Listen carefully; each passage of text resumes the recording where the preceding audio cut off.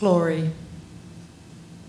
The autumn aster, those lavender ones, and the dark blooming sedum are beginning to bloom in the rainy earth with the remote intensity of a dream.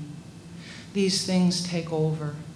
I am a glorifier, not very high up on the vocational chart, and I glorify everything I see, everything I can think of. I want ordinary men and women brushing their teeth to feel the ocean in their mouth. I'm going to glorify the sink with toothpaste spat in it.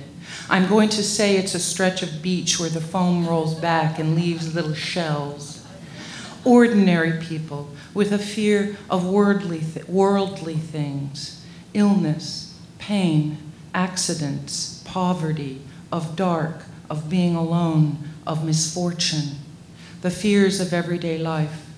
People who quietly and secretly bear their dread, who do not speak freely of it to others. People who have difficulty separating themselves from the world around them, like a spider hanging off the spike of a spider mum in an inland autumn, away from the sea, away from that most unfortunate nation where people are butterballs dying of meat and drink. I want to glorify the even tinier spiders in the belly of the spider and in the closed knot of the mum's corolla, so this is likely to go on into winter. Didn't I say we were speaking of autumn with the remote intensity of a dream?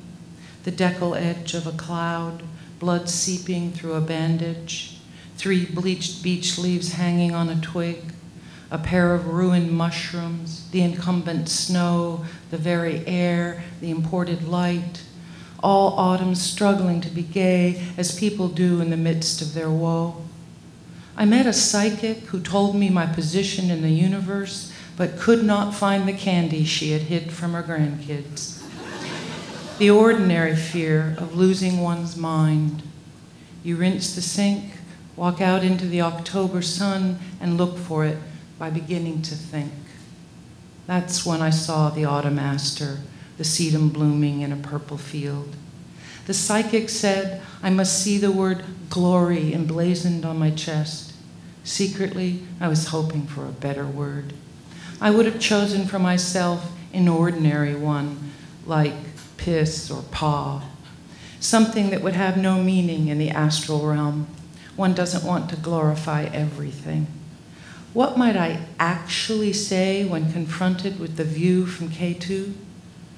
I'm not sure I would say anything. What's your opinion? You're a man with a Corona in your mouth, a woman with a cotton ball in her purse. What's your conception of the world?